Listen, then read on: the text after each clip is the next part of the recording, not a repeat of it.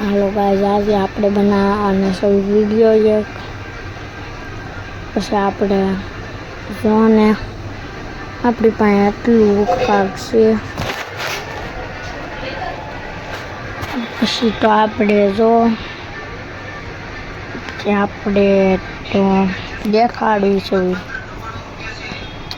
પછી આજે હું કોક મને રિક્વેસ્ટ મોકલી દેજો. આજે હું તમારી રિક્વેસ્ટ ઉપાડવાનો છું મારા સબસ્ક્રાઈબરની.